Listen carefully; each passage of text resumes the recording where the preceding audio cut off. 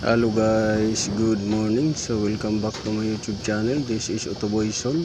So ngayon guys, magpapalit tayo nitong shock mount at shock absorber. Pero bago natin ikabit yan, kailangan ma-verify check natin kung parehas ba yung parts na to na pinadala sa atin ng sealer or in order natin. So kailangan ay double check para ma-justify natin at verify kung tama yung parts na kinabit. So sundan nyo lang guys yung video.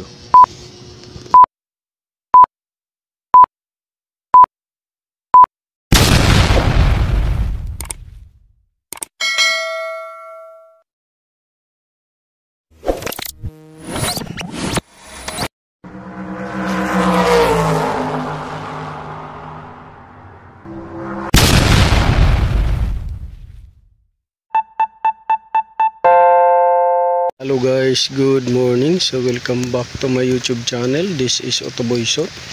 So ngayon guys, mayroon tayong i-share sa inyo. Magpapalit tayo nitong mga suspension na to. So unang papalitan natin yung shock absorber at saka shock mount at saka yung stabilizer link at yung bushing or lower arm assembly, stabilizer bar bushing at saka link. So sundan nyo lang guys yung video. So ito na nga tayo guys, magpapalit tayo ngayon ng suspension. So unang papalitan natin itong lower arm assembly. Yan, itong lower arm assembly dahil maingay na yung ball joint dito. So lumalagotok na yan siya pagkasarap road, pag naghams or pag nagliko. So pangalawa, ito aayusin natin yan. Yan, aayusin natin yan guys. Yan o, yung portion na yan. So may welding works din to, small bushing ayusin natin, tapos yun o, big bushing ayusin din natin yun. So dito ayusin natin dahil na-modified na to. Dito naman ayusin natin dahil minodified na rin yan. So pati dito sa ball joint. So isang assembly yung gagawin nating pamalit dyan, isang assembly. Pangalawa, ito i-check lang natin to kasi ito kung hindi ako nagkakamali parang bago lang to, itong ano na to, tie rod, bagong palit. Tapos dito shock mount sa taas yun, at saka shock absorber. So yung coil spring ibabalik din natin yan, babalik lang natin. So yan yung papalitan natin. Tapos stabilizer bar bushing yan, at saka yung link, stabilizer bar link. So papalitan natin yan, yung link na to. So ngayon tatanggalin natin muna yung, uunahin natin pagtanggal ito at saka ito para matanggal natin tong assembly na to. Tapos i-hanger na lang natin yan sa tabi, so para magkaroon tayo ng access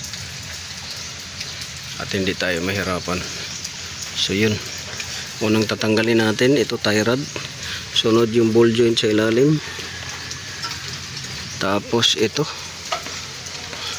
yung knuckle arm, tapos yung link. So apat sa dalawa, tatlo, apat. Tapos i-hanger na lang natin to dito, hanap tayo ng mahangiran dyan. So yun, sundan nyo lang guys yung video. So yan guys, natanggal na natin. So ito nakahanger na lang to, tie rod end nakahanger, pati itong knuckle arm at saka caliper, rotor disc. So nakahanger na lang to. Rotor dish, knuckle arm, caliper, saka ito tie rod. So assembly natin tinanggal para hindi na dumami yung tatanggalin natin. So dito guys, pinutol na lang natin itong stabilizer link dahil loose thread na, kinalawang. So pinutol na lang natin. Yan, pati dito, yan, pinutol natin dito sa likod. Yan. Dahil pagka inikot mo to tornilyo, sumasama na buo yung pati sa loob at hindi na lumalabas dahil ayan kalawang, wala nang thread, wala na, pati dito wala nang thread. So ang natira na lang itong bushing dito, stabilizer bar bushing. Ito i-grind na rin natin to, puputol ito, grind natin yan, putulin.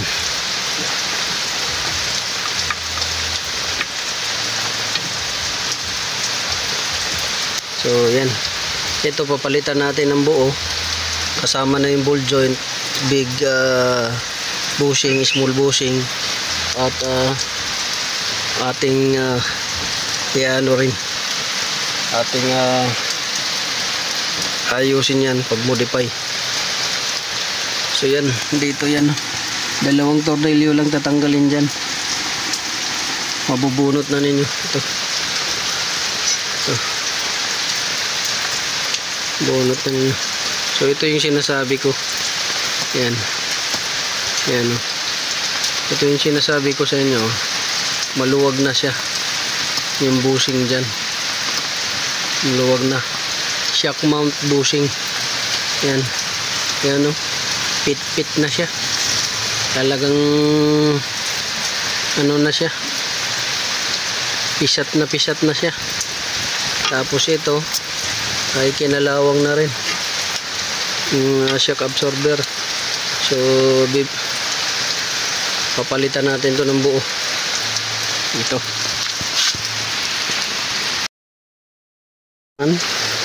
Sa kabila, so nakahanger na rin tong tie rod end, ito nakahanger na. So assembly rin yung pagbunot natin sa kabila, knuckle arm kasama yung rotor dish, kasama yung caliper, assembly. So hinanger lang natin dito para hindi siya nakababa, nakalaylay, kasi masisira yung hose. So ngayon assembly yung pagkabunot natin para kunti lang din, isang bunutan lang. Tapos dito ganun rin, dalawang tornilyo sa loob, 14, at mabubunot na ninyo. So dito assembly rin, kasama na yung ball joint, small bushing doon, at saka doon sa big bushing, assembly na. Tapos ayusin din natin yan, yung ano na yan, yung arm nya. Tapos dito pinutol na rin natin, yan, pinutol na natin dahil ganoon rin sa kabila, kaparehas dito. Umiikot na lang yung bolt, wala nang thread, kinain na ng kalawang. At ito naman ay kinalawang na rin at putok na yung shock absorber nya. Tapos pinutol na rin natin dito ito, dahil hindi na mabunot.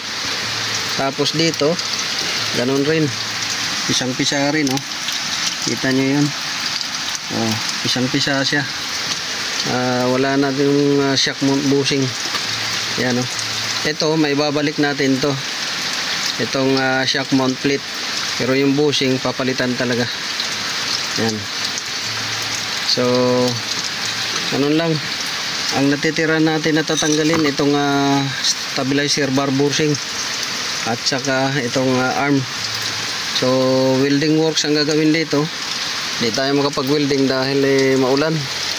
Ayan baka mamaya matsambahan tayo makuryente. So sana umaraw bukas, sana umaraw bukas, or kahit hindi umaraw, basta hindi ulan, makapagsimula tayo dito. Pero kung ulan, ito lang munang gagawin natin, bar bushing. Tapos kakabit natin yung ito, shock absorber at saka yung mount. Tapos para ito na lang matira. Welding works. So yun lang.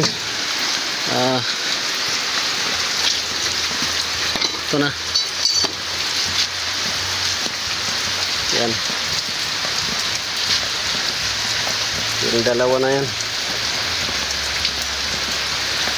So maulan kasi guys, yan oh. Maulan, basa. Kaya hindi tayo makapag-diretsahan na trabaho. Dahil unang-una magwi-welding kasi tayo. Kaso maulan, basa yung sahig. So yun, ganun lang. So ang issue nito guys ay lagutok sa hams, lagutok pag nagliko, rattle noise sa rough road. Pag nagpreno ka, may kasamang lagutok rin. So yun, this is Utoboyson. Sana nakakuha kayo ng konting kalaman. Suspension issue. Hello guys, so dito guys kakabit na natin, pero bago natin ikabit dito, tingnan natin kung parehas ba to guys. So pagtabihin lang natin at pagtapatin yung mga butas para sa knuckle arm nya at yung doon sa brake hose bracket. So dito guys parehas naman siya at saka brake hose bracket. Problema nito guys ay walang tinga para sa stabilizer link. So verify, check natin to sa inorderan pa natin guys. So yan yung papalitan natin, kaso hindi natin may palit gawa ng magkaiba. So magkaiba ng itsura. So sundan nyo lang guys sa part 2 dahil hindi natin may kabit to. So baka yung lower arm muna yung kakabit natin. Ito double check pa natin ito.